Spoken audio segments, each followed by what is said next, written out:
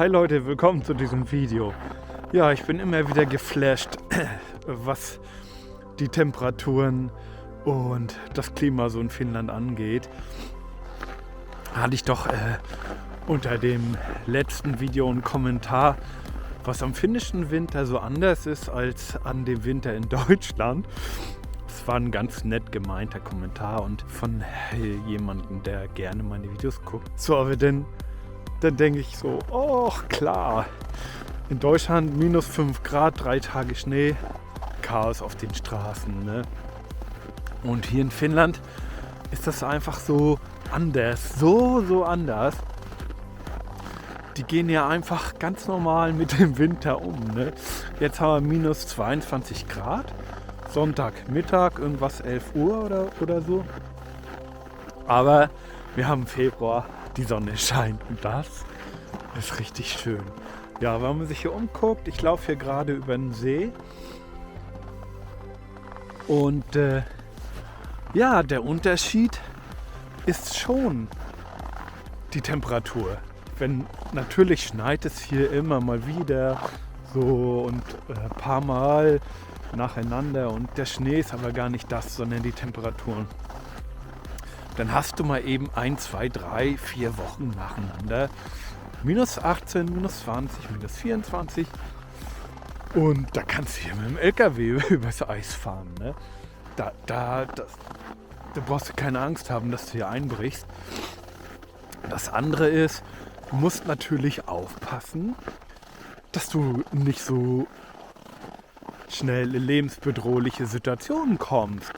Du musst alles irgendwie bedenken und vorbereiten. Die Kleidung, na klar, wenn hier eine Socke verrutscht ist oder das T-Shirt ist nicht richtig reingesteckt, dann merkst du das sofort.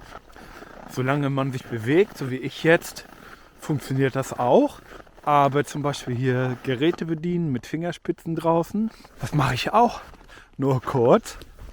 Ja, wieder einpacken die Hände. Das geht natürlich auch nur kurz, weil das so kalt ist. Und das gilt auch für Nasenspitze. Wenn du zu lange die Nase nicht abgedeckt hast, da kommt der Frost ins Gewebe. Ne? Naja, auf jeden Fall, die Temperaturen ist wohl der Hauptunterschied. Und so wie immer, überall im Norden, wie auch im Sommer, die Lichtverhältnisse. Und die Länge des Winters. Der Winter fängt hier Ende November an. Mitte November schon, was weiß ich. Aber Oktober hast du erst einen Schnee. Und bis März hast du auf jeden Fall nochmal Schnee und Winter. Und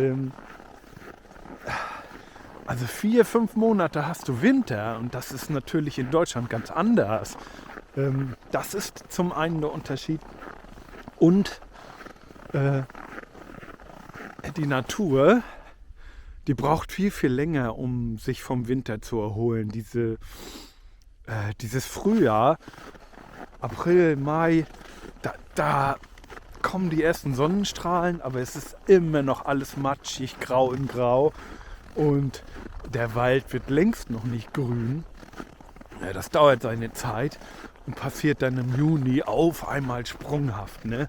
Vielleicht auch schon Ende Mai, je nachdem. Aber ich habe auch schon Ende Mai im versteckten Ecken in Wäldern neben Holzstapeln noch Schnee gefunden. Ne?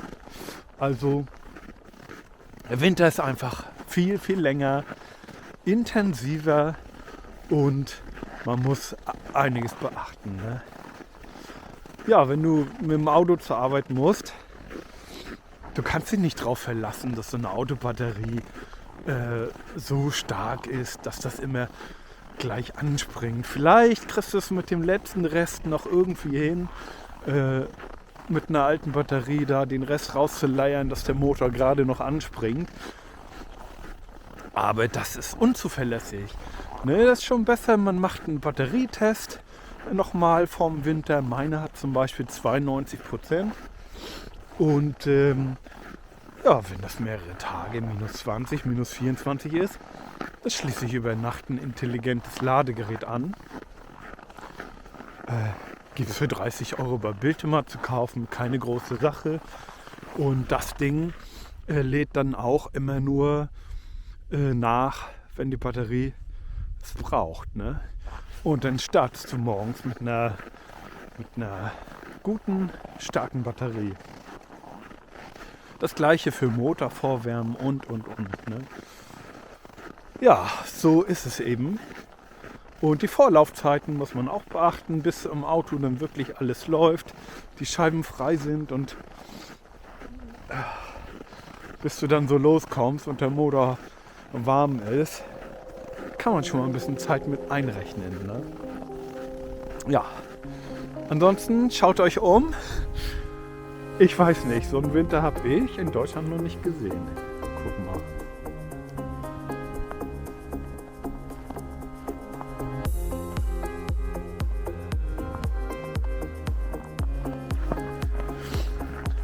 Ja, also vielen Dank für den Kommentar, für den nett gemeinten Kommentar und den Aufhänger, warum dann nun